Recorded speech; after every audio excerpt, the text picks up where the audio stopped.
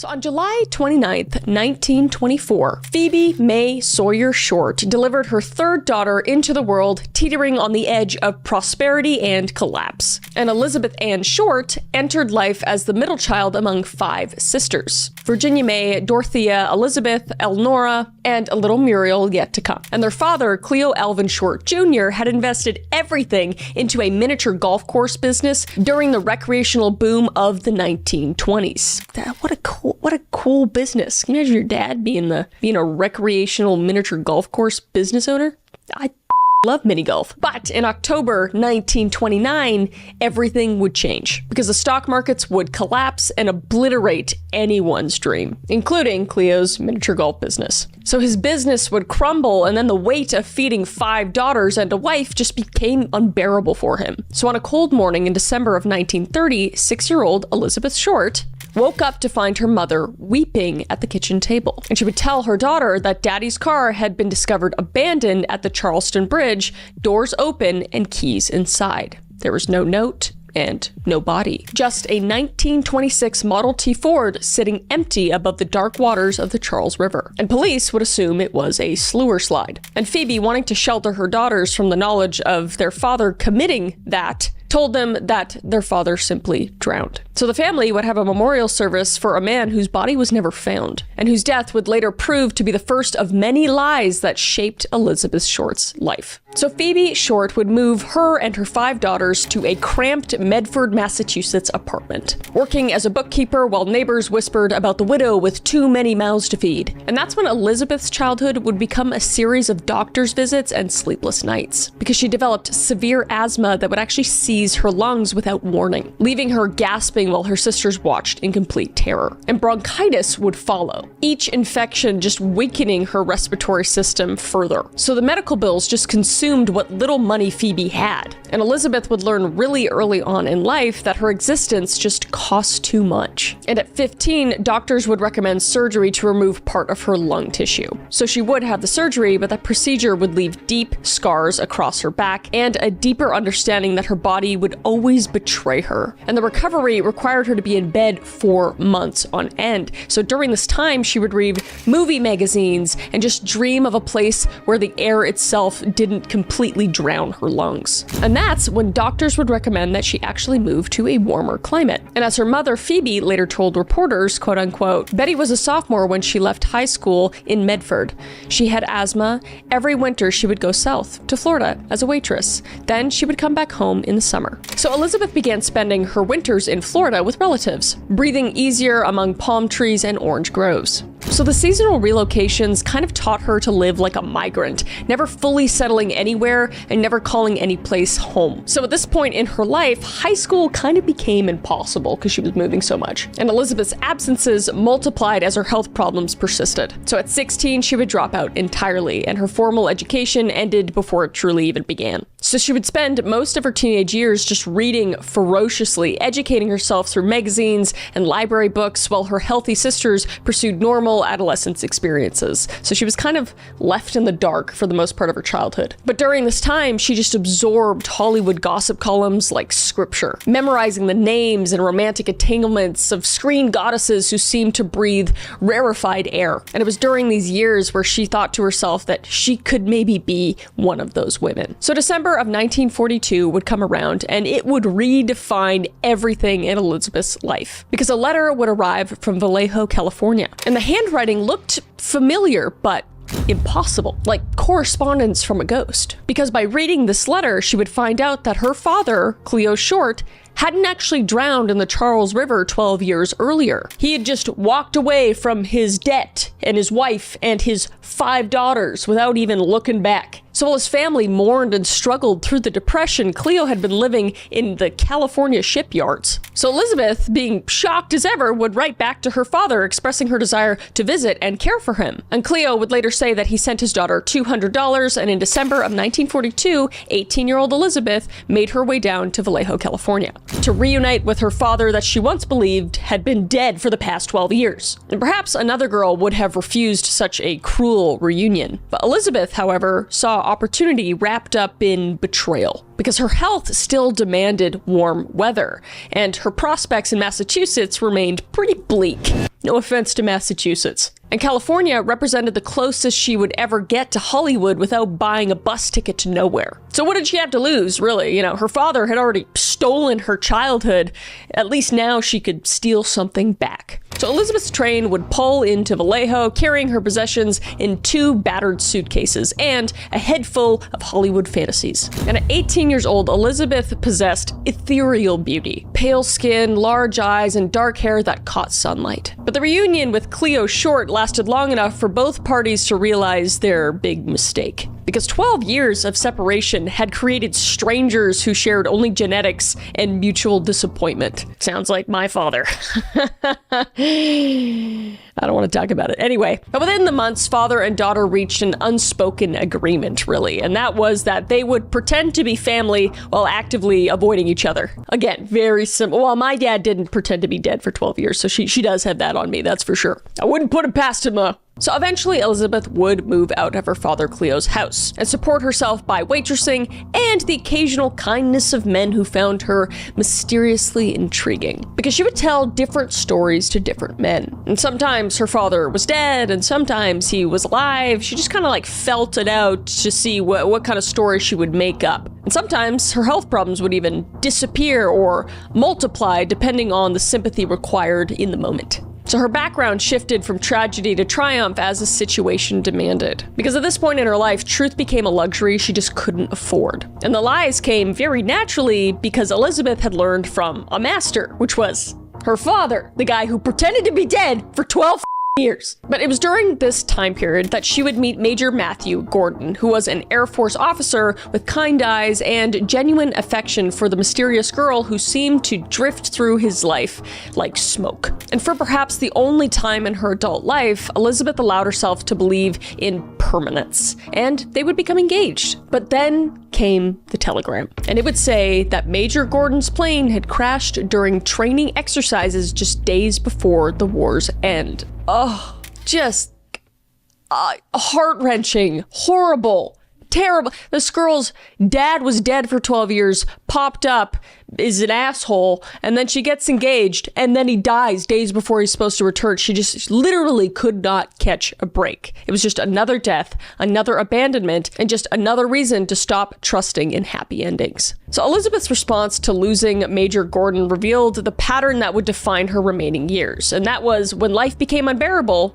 she simply left. She would go to California, Florida, Massachusetts, Indiana, and Texas. So Elizabeth Short just became this beautiful ghost haunting bus stations and diners across America, staying long enough to catch her breath before moving on. But the constant movement served multiple purposes, because new environments couldn't suffocate her like familiar places. And fresh starts meant fresh stories and clean slates. And most importantly, staying in motion meant she never had to admit that she was kind of going nowhere in life at this point. And it was during these wandering years that Elizabeth perfected the art of survival through charm and mystery. She would learn which sad stories produced meals and which smiles earned bus fares and which promises could be made without the intention of keeping them. And her beauty just opened doors, whereas her damaged health and tragic backstory kept them open long enough to rest. So the pattern of intimacy followed by abandonment just became a signature dance of hers. And by July of 1946, she would be 22 years old, and she would face a choice between finding stability or accepting permanent defeat.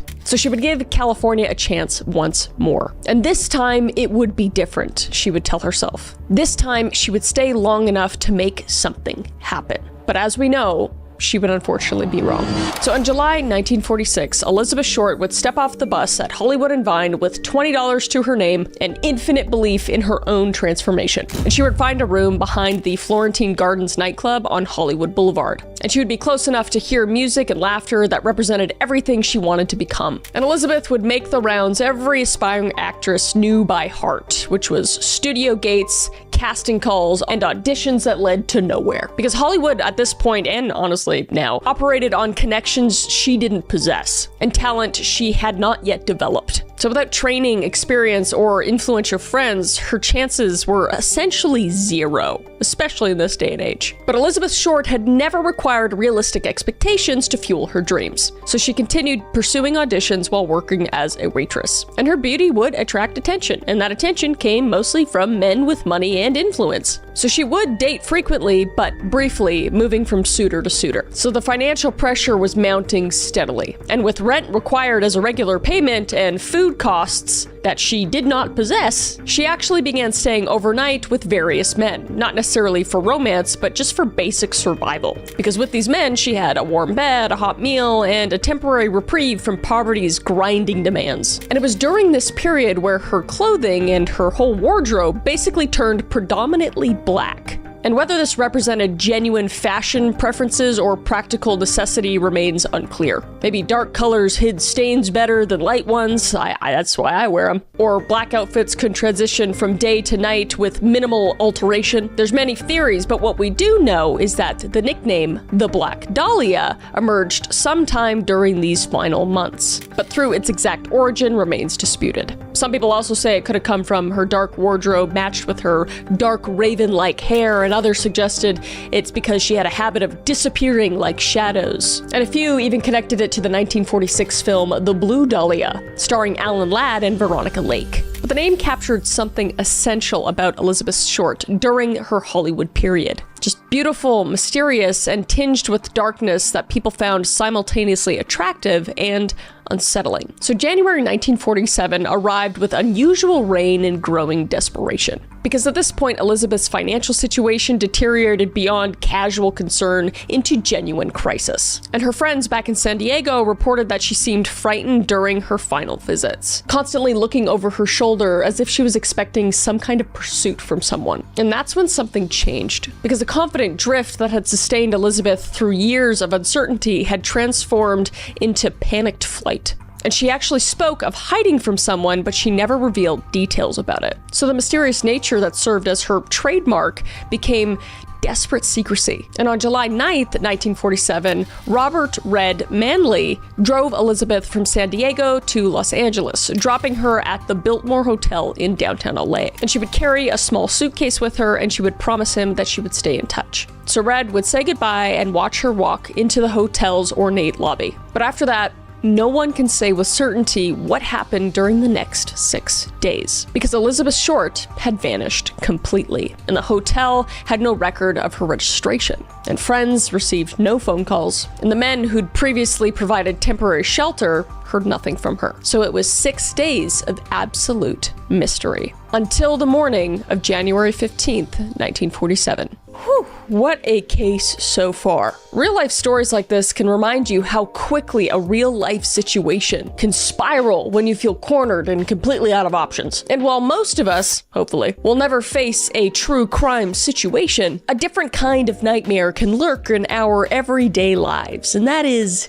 debt. But thankfully, PDS Debt can help. Thank you to PDS Debt for supporting this channel. So be honest, do those credit card, medical, or personal loan bills ever feel like they're cutting into your paycheck and taking it for a getaway drive? If so, I got something that can give your finances a happy ending. Because thousands of people every single month trust PDS Debt because they don't just juggle numbers, they empower you to take control. So their tech digs into your unique situation, so there's no cookie cutter plan. There's just a clear-cut path to freedom that fits your lifestyle. And your credit score? Don't sweat it, because there's no minimum scorecard here. Bad, fair, somewhere in between. PDS is focused on saving you money, paying off debt faster, and funneling cash back into your own savings. And you can start in 30 seconds by heading to pdsdebt.com/callmekris. And there you can complete a totally free debt assessment. And if you have eligible debt, you qualify. It's that simple. So take 30 seconds right now and run that free analysis at pdsdebt.com/callmekris. Again, that's pdsdebt.com/callmekris. And start writing your own plot twist toward financial freedom. Thank you again to PDS Debt for supporting this channel, and let's get back to it. So on the morning of January 15th, 1947, Betty Berzinger walked south on Norton Avenue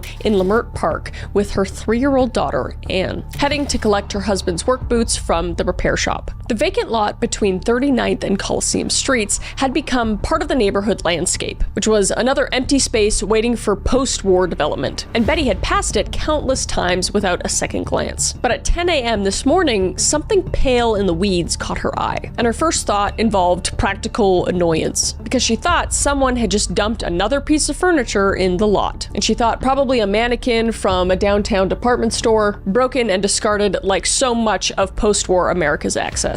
So Betty would approach the object, and the pale object would lay about 30 feet from the sidewalk, positioned too deliberately for casual dumping though. So as she drew closer, impossible details started to emerge. And that was that the mannequin had real hair, and the hair was black and lustrous and spread across the dirt. And it also had actual human flesh. Flesh that was alabaster white against the dark brown earth. And the truth that would haunt Betty for the rest of her life was that this wasn't a mannequin at all. And Betty's daughter, Anne, would later recall her mother's scream as the loudest sound she's ever heard. But the screaming came second, because Betty's first instinct was protection, and she would grab Anne and lift her away from the sight completely, shielding the child's eyes while her own mind struggled to process what actually lay before them. And that thing was a woman's body bisected at the waist with surgical precision, with the upper half positioned 12 inches north of the lower half, arms raised above the head in a grotesque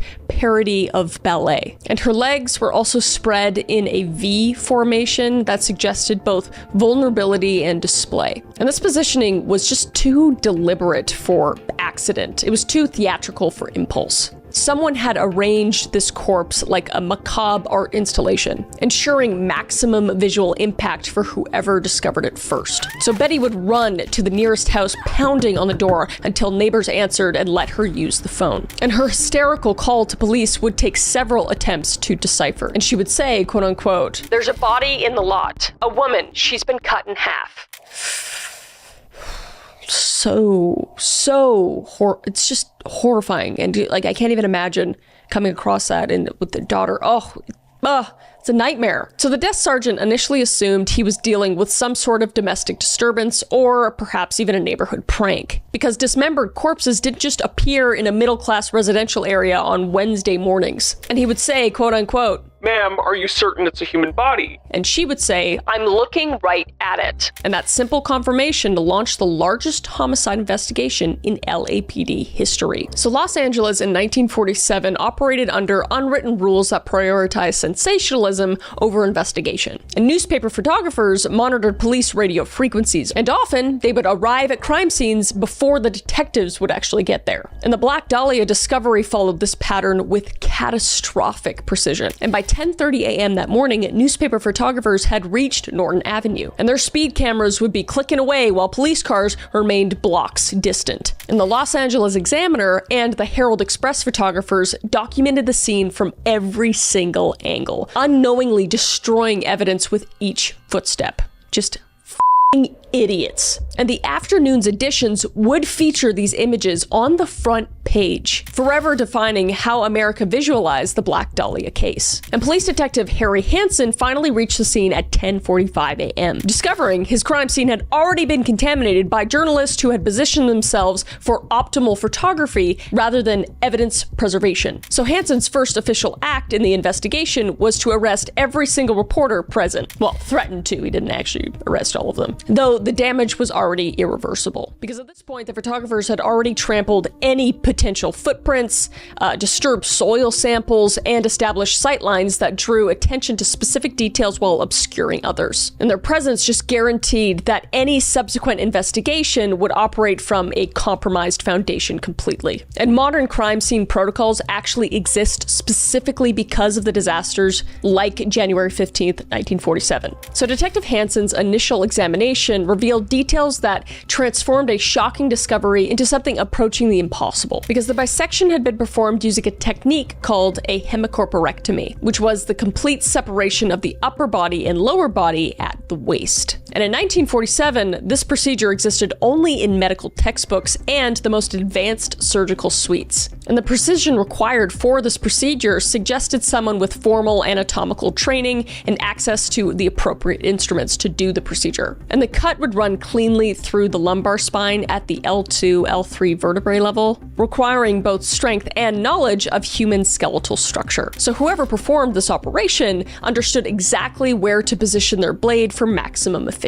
But the surgical precision didn't just end with the bisection itself, because the killer had also carved a Glasgow smile extending from each corner of the victim's mouth to her ears. And there were also additional that removed flesh from both her thighs and her breast, though those ones appeared more frenzied than systematic. And her internal organs had also been and positioned beneath her buttocks, suggesting ritualistic, rather medical motivation. And fecal matter would also be found inside of her stomach. Horrifying. So the combination of both surgical expertise and sadistic frenzy painted a portrait of someone operating under two distinct psychological impulses. And those were clinical detachment and explosive rage. And complete exsanguination presented the investigators' most puzzling element, and that is that the corpse contained absolutely no blood. Not in the major vessels, not pooled in dependent areas, like when a body is sitting somewhere for a long time, it kind of pools where it is sitting, like if it's on the back, it'll kind of pool in the midsection, and not even trapped in smaller capillaries. Every single drop of her blood had been methodically drained using techniques that belonged in embalming parlors, not torture chambers. And the killer had also even washed her body before transport. So no trace of evidence remained under fingernails and hair or even on skin surfaces. And the soap residue suggested multiple cleanings with commercial grade detergents that were strong enough to remove DNA evidence that wouldn't be understood for another 40 years down the road. So this guy was meticulous. And it's interesting how meticulous he was, given that in 1947, forensic awareness bordered on the prophetic. They didn't have a lot going on in terms of forensic evidence. So the killer seemed to anticipate investigative techniques that didn't even exist yet, taking precautions against evidence collection methods still decades in the future. And the positioning of her body reinforced the theatrical elements, because the body lay precisely parallel to the sidewalk, with arms framing the head and legs spread in a perfect symmetry. So someone had spent considerable time arranging this display in an exposed location where discovery was inevitable. So the risk suggested either extreme confidence or complete psychological detachment, or both. So at 11:30 a.m. that morning, Detective Hansen would make a decision that would revolutionize criminal identification procedures forever, because the victim's fingerprints remained intact despite the extensive mutilation, suggesting the killer either overlooked this detail or deliberately preserved them. And Hansen would order a complete fingerprint collection. And then he would contact the FBI's newly established Identification Division in Washington, D.C. And what would happen next would represent a technological breakthrough that would become standard procedure within a decade, because the FBI had recently installed sound photo equipment. It was basically a primitive fax system capable of transmitting photographs over telephone lines, which is pretty cool. And Hansen's fingerprint cards were photographed in Los Angeles. And then they were transmitted across the continent to the FBI's headquarters at 1:15 p.m. Pacific time that same day, which again, very impressive for that time. And only 56 minutes later, the transmission contained a name. And that name was Elizabeth Ann Short, with the date of birth July 29th, 1924. And this identification would actually originate from a 1943 arrest in Santa Barbara for underage drinking. And because of that arrest, Elizabeth's prints had actually been filed with the FBI as part of a standard booking procedure. And by doing that would create a permanent record that survived 4 years until needed for the most famous murder case in American history. So the sound photo system would become the foundation for modern digital evidence sharing. But technology at this point could only provide a name. And everything else about Elizabeth Short's final days remained locked in a mystery that defied conventional investigation. So crime scene analysis in 1947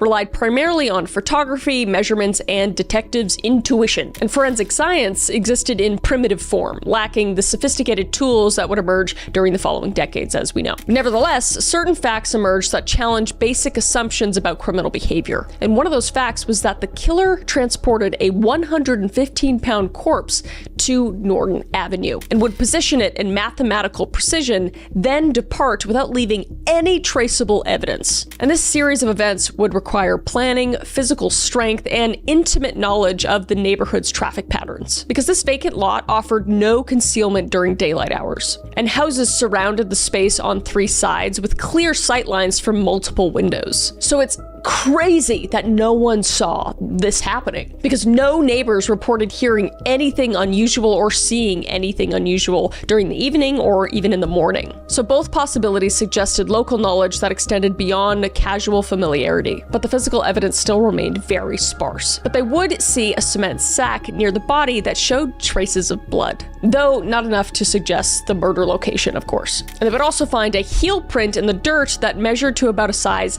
8.5 men's shoes, though thousands of Los Angeles residents matched this specification. There would also be no murder weapon recovered, despite extensive searches through storm drains and dumpsters throughout the area. So the instruments used for dismemberment had vanished as completely as the killer's identity. So by sunset on January 15th, 1947, investigators faced a crime that seemed to violate fundamental assumptions about human behavior completely. So they could only ask one question, and that was, where had Elizabeth Short spent the last 6 days of her life? So they would go to the Biltmore Hotel, but there would be no record of her registration despite witness accounts of her arrival. And friends would receive no contact despite her frequent communication with them, and the men she saw regularly didn't hear from her at all in those 6 days. So it begs the question, how had the killer gained Elizabeth's cooperation? Because there were rope burns on her wrists and her ankles that indicated prolonged restraint, but no defensive wounds that suggested she had submitted without struggle. So the implications range from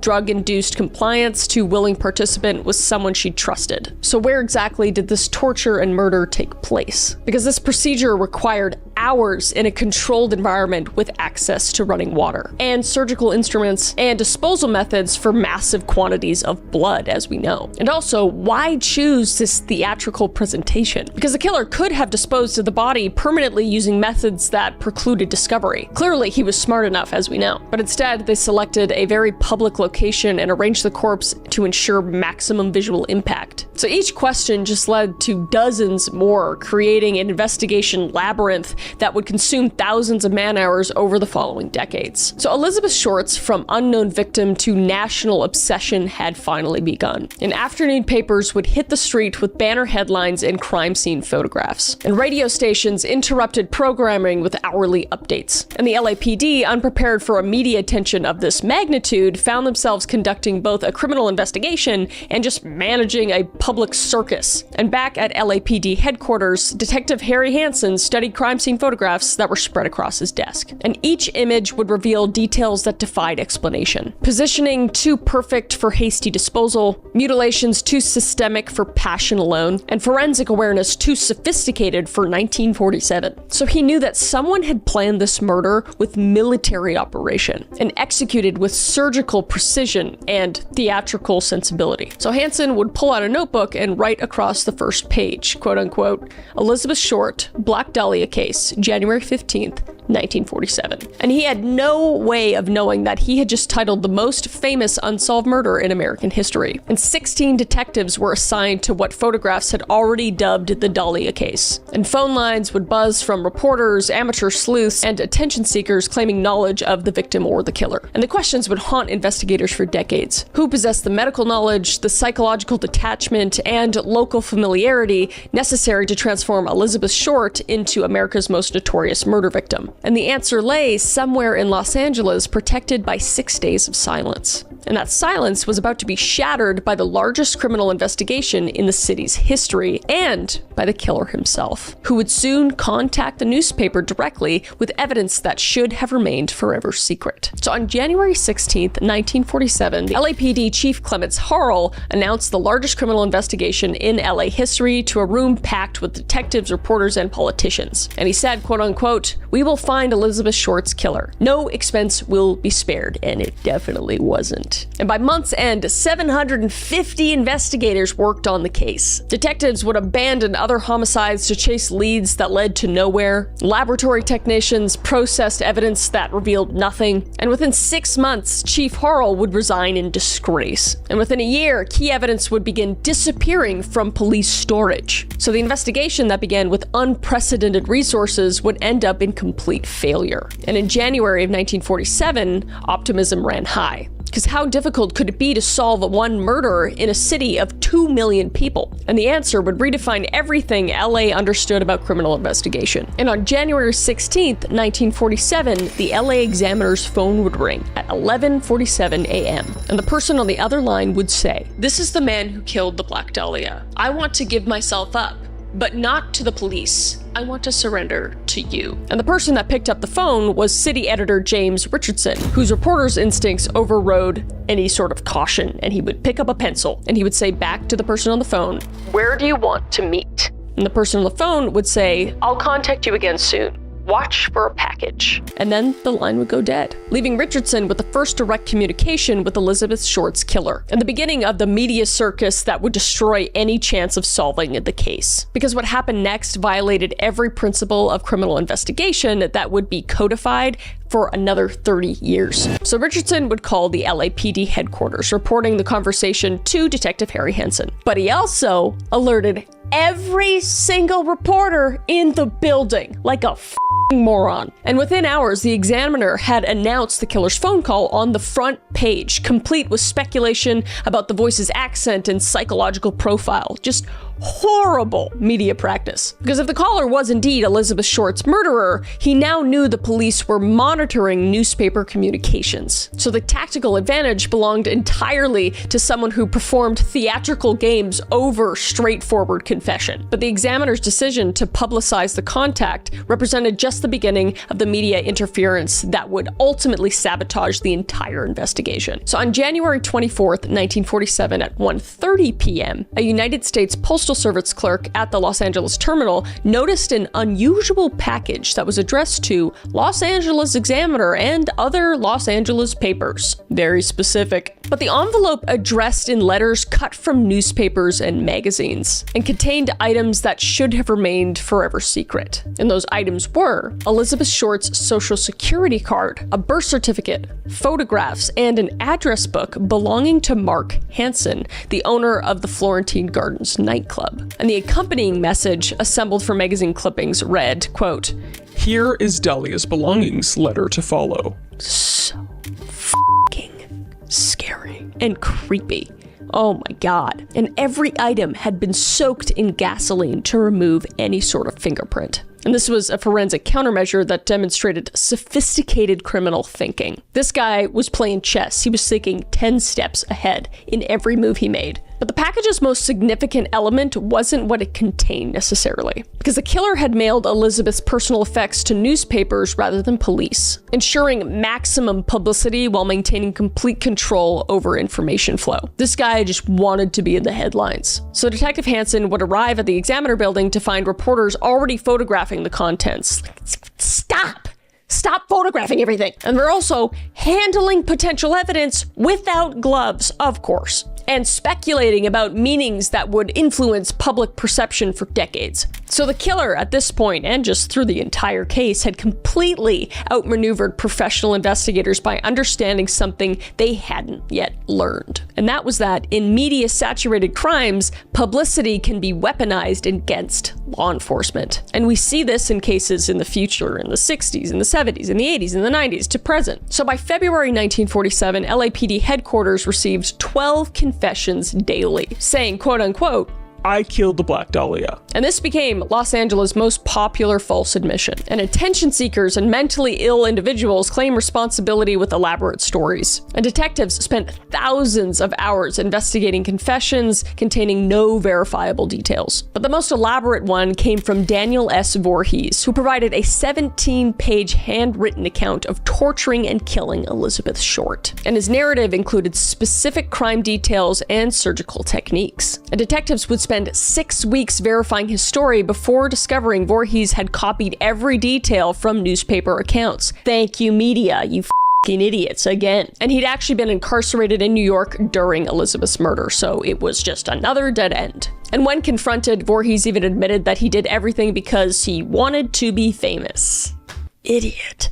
And by year's end, LAPD had processed 67 false confessions, but this number would eventually exceed 500, making this the most falsely confessed crime in American history. And each bogus admission required investigation, consuming resources that could have pursued legitimate leads. So just idiot people wasting time, wasting precious time. So the surgical precision of Elizabeth Short's bisection convinced investigators that her killer possessed formal anatomical training. So Detective Hansen ordered comprehensive background checks on every medical professional, student, and technician in Los Angeles County. So the University of Southern California Medical School became ground zero for an investigation that would scrutinize scalpels, class schedules, and student psychological profiles. And UCS administrators provided complete enrollment records dating back 5 years. And investigators would eventually interview 412 medical students, and 89 faculty members, and 156 hospital residents. Meanwhile, they would examine laboratory access logs, equipment inventories, and disposal procedures for anatomical specimens. And the hemicorporectomy technique used to bisect Elizabeth's body had been developed in the 1930s for treating specific cancers and traumatic injuries. And in 1947, fewer than 50 surgeons in Los Angeles possessed the training necessary to perform this specific procedure. So investigators would create a master list of these qualified surgeons, and then they would begin the painstaking process of verifying each individual's whereabouts during January 9th to January 15th of 1947. And they would look at hospital schedules, surgery logs, and witness statements and slowly eliminate suspects one by one. But this entire investigation would just reveal something very troubling, and that is that the killer's anatomical knowledge exceeded what could be learned through casual medical exposure. And whoever dismembered Elizabeth Short's body understood human circulatory systems and tissue composition at a professional level. But medical training alone couldn't explain the killer's sophistication, because a complete exsanguation required embalming knowledge typically possessed only by morticians and medical examiners. And the forensic awareness just demonstrated advanced understanding of evidence collection and preservation as well. So the killer represented a convergence of medical expertise, mortuary science, and criminal sophistication that basically shouldn't have existed in 1947. So who the f*** could know all of this? So of the 150 suspects questioned by LAPD over the decades, 4 names stood out, because each possessed surgical knowledge, opportunity, and connections to Elizabeth Short that made seasoned detectives take notice. And the first one was the genius doctor, George Hill Hodel Jr. And George possessed an IQ of 186 and worked as a prominent Los Angeles physician. He was born in 1907, and he moved in elite social circles and possessed the medical expertise for a hemicorporectomy, the surgical technique used to cleanly separate Short's upper body from her lower body. And this specialized procedure appeared only in 1930s medical textbooks, and the timeline converged in October 1949. Because Hodel's teenage daughter actually accused him of SA, triggering an investigation that actually revealed connections to Elizabeth Short stretching back to 1946. And eyewitnesses even claimed knowledge of their relationship. And the LAPD District Attorney's Office assembled an 18-man task force. And for 2 months, from February through March 1950, investigators would bug Hodel's home with electronic surveillance equipment. And the operation recorded all conversations inside the house. And on March 14th, 1950, the equipment captured Hodel saying, quote unquote, "Supposing I did kill the Black Dahlia, they can't prove it now." "Excuse me?" And the surveillance would continue after this non-confession confession, and Hodel's recorded conversations revealed intimate knowledge of the murder's details that were never released to the public. Red flag, because he would discuss the positioning of the body, the surgical techniques employed, and the theatrical staging designed to shock and terrorize. But within days of the district attorney preparing arrest warrants, Dr. George Hill Hodel Jr. boarded a plane to the Philippines, and he would never return to Los Angeles soil. Red flag, Just saying. Decades later, his son, Steve Hodel, a retired LAPD detective, discovered photographs hidden in his father's belongings. And some researchers believe that these images show Elizabeth Short alive and posed before her transformation into the Black Dahlia. But others dismiss them as complete coincidence. And this genius doctor would die in 1999, taking his secrets to the grave. He's a top one for me. Too much suspicion. But that brings us to suspect number 2. And that is the mortician's assistant, Leslie Dillon. So Leslie Dillon worked as a bellhop, a aspiring writer, and a mortician's assistant. These were jobs that gave him familiarity with corpses and embalming techniques. And in 1948, he actually wrote an unsolicited letter to the LAPD psychiatrist, Dr. J. Paul De River. And the letter contained details of Elizabeth Short's murder that had never been released to the public. And Dillon claimed that a friend had committed the killing. And he described the surgical techniques with clinical precision. So he knew about the rope burns on Short's wrists, and the forced ingestion that filled her stomach with fecal matter, and the hours of torture that preceded her death. So LAPD investigators brought Dillon to Los Angeles for questioning, naturally, and the mortician's assistant displayed intimate knowledge of the crime scene's theatrical staging. And he would know the positioning of Short's arm above her head and the wide V formation of her legs and the complete exsanguination that drained every drop of blood from her body. And even more disturbing, if we can get there, is that Dillon possessed connections to Mark Hansen, which was the nightclub owner whose address book was found soaked in gasoline alongside Short's belongings in that package sent to the newspapers. Puzzle pieces are puzzle piecing. And his alibis crumbled under scrutiny, and his behavior during interrogation set off alarm bells among seasoned detectives. Yet after extensive questioning, the LAPD officials cleared Dillon of suspicion. Somehow! And the mortician's assistant sued the department for false arrest and won. You know, what do they know? Maybe it was just all a coinkydink. Maybe it was all a coinkydink. I don't know. And in 2017, author Pugh Itwell published Black Dahlia Red Rose, presenting evidence that Leslie Dillon orchestrated Short's murder. And the book argues that previous investigators dismissed crucial connections linking Dillon to the crime. But the bellhop mortician just eventually vanished into obscurity. And his intimate knowledge of death and dismemberment just faded into the Los Angeles criminal archives. And that brings us to suspect number 3. And that is Jack Anderson Wilson. So between 1934 and 1938, the Cleveland torso murders claimed 12 victims in Ohio, and each showed surgical dismemberment and theatrical body positioning, techniques identical to those of Elizabeth Short's murder. But the killings stopped abruptly in 1938, and Jack Anderson Wilson became the prime suspect in both the Cleveland murders and the Black Dahlia case, because he possessed medical training, surgical knowledge, and he relocated from Cleveland to Los Angeles around the time of the Ohio killings ending. So in 1980, LAPD detective John St. John reopened the Black Dahlia case and focused intensely on Wilson, because the detective believed he stood on the verge of solving the Los Angeles most famous cold case, and he would prepare arrest warrants. So he would gather evidence linking Wilson to both the Cleveland murders and Short's death. But on February 4th, 1982, Jack Anderson Wilson would die in a house fire. And the timing just seemed impossibly convenient. Just as authorities had closed in, the prime suspect perished in flames that consumed potential evidence along with his body. But before Wilson's death, author John Gilmore claimed that suspect provided a deathbed confession. In that confession, he admitted to the Black Dahlia murder and described the details that matched the crime scene's horrific reality. But Detective St. John would take his suspicions to the grave, just convinced that Wilson's death robbed Los Angeles of justice for Elizabeth Short. So,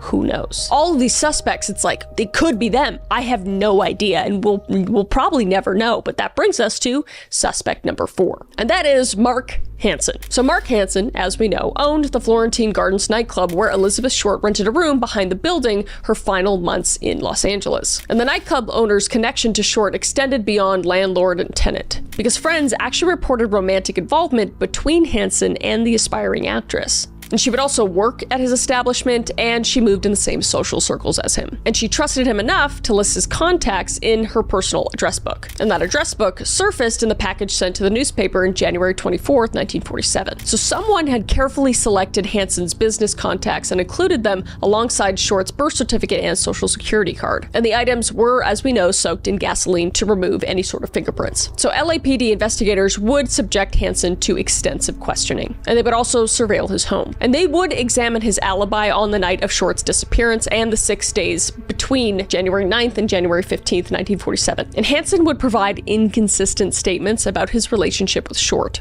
and he would kind of downplay their connection while evidence suggested a deeper involvement. And his business operated in Hollywood's shadow economy, where young women traded companionship for security, similar to what Elizabeth Short was doing. But despite intensive investigation, authorities never charged Hansen for Short's murder, and no definitive evidence linked him to the crime or the surgical dismemberment that required medical expertise. So the nightclub owner just kind of faded into Los Angeles history, leaving behind questions about his role in Elizabeth Short's final days, or if he had any sort of connection to her actual killer, because I really don't think that he was the actual killer, but could have been involved. Who knows? And several other suspects drew police attention over the decades, including Dr. Walter Bailey. He had surgical skills and lived near Short's last known locations. And then there was Bugsy Siegel, and he represented the organized crime angle, though the theatrical nature of Short's murder didn't really match typical mob killings. And Orson Welles, he was actually accused by a childhood friend, Mary Pacios, who claimed the director's artistic temperament and anatomical knowledge enabled such calculated violence. But investigators gave the theory very little credence.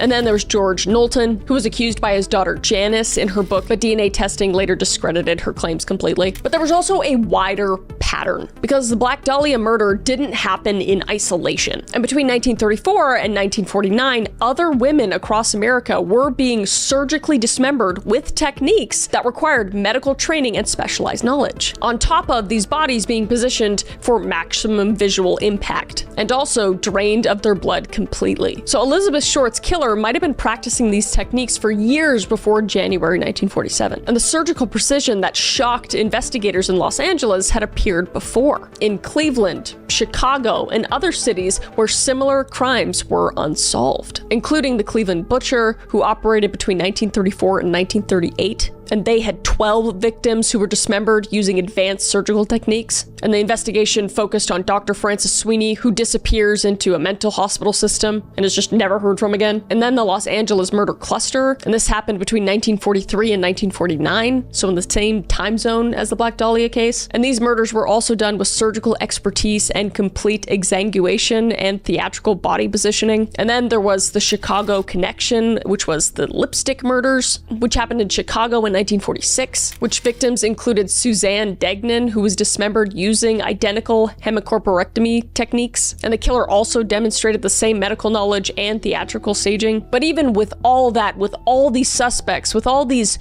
pretty good leads, we're left with nothing. And in October of 1949, the Los Angeles County District Attorney William E. Simpson conveyed a grand jury to investigate the Black Dahlia case, acknowledging what everyone already knew, and that is that the LAPD investigation had failed catastrophically. So the grand jury would spend 18 months examining evidence and interviewing witnesses and reviewing investigative procedures. And their final report would be released on April 1951. And it just documented a comedy of errors that were completely laughable, because evidence had been lost, misfiled, or damaged through improper storage. Crime scene photographs showed contamination from the first hours of investigation, and witness statements contained contradictions that were never resolved. And there was detective notes that completely disappeared from files without explanation. And as we know, the media had compromised this investigation from day one, publishing information that allowed the killer to stay ahead of police efforts. And there was also the false confessions that had completely consumed investigative resources and that should have been pursuing legitimate leads. And the most damaging of all was that the grand jury discovered that the certain high-profile suspects had received protection from investigation due to political connections and financial influence. So the Black Dahlia case hadn't just gone unsolved. It had been sabotaged by incompetence, corruption, and a system that prioritized publicity over justice. So by 1960, curious detectives attempting to review the Black Dahlia case discovered that the key pieces of physical evidence had disappeared from the LAPD storage facilities completely. And those included crime scene photographs, Elizabeth Short's personal effects that were returned by the killer, plaster casts of footprints found at the scene, laboratory reports analyzing blood traces and fiber samples, and the evidence hadn't been destroyed through official channels or transferred to other jurisdictions. It had just simply vanished, leaving investigators with incomplete files and fading memories. So what remained told the story of investigative failure rather than criminal success. Hundreds of false leads, thousands of witness statements that led to nowhere, and decades of speculation that generated publicity rather than answers. And the Black Dahlia murder just became a case study in how to not conduct a homicide investigation. Because every mistake, literally every mistake that could have been made was made in this case. And every procedure that could have been corrupted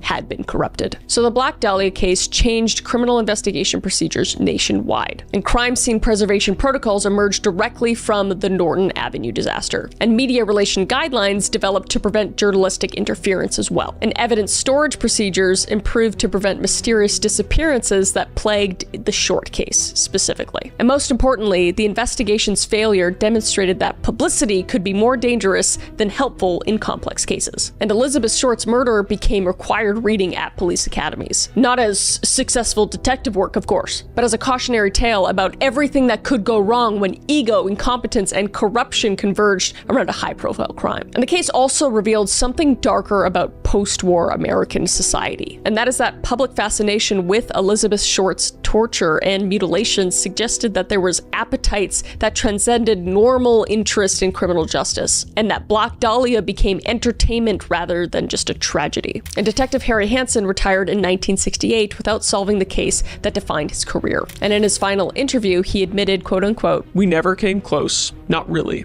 Whoever killed that girl was smarter than all of us." And the Black Dahlia investigation ended with recognition that some crimes just transcend the capabilities of their time. And Elizabeth Short's killer understood the limitation and exploited it with surgical precision. So the Black Dahlia case occupies a unique position in American criminal justice. It's too famous to ignore and too compromised to solve. And most experts acknowledge that the case will never be solved through conventional means. Physical evidence has degraded beyond forensic usefulness, witnesses have died, suspects have been buried for decades, and legal standards of proof remain impossibly high for circumstantial cases. But justice extends beyond legal conviction, and Elizabeth Short's murder sparked improvements in crime scene preservation, evidence handling, and media relations that have helped solve thousands of subsequent cases. But at the end of the day, the woman who wanted to be remembered as a famous actress became America's most famous murder victim instead. But I'm going to choose to remember her as Betty, the girl who chose to chase her dreams and had her life taken away. That is the end of the video. If you want to give me any other cases to deep dive into, let me know down below. I always read your comments. This was kind of a little Saturday bonus video. It was supposed to be short. It was not at all. So there's that. But I appreciate you hanging around. Please be safe out there, and I will see your beautiful face in the next video, okay?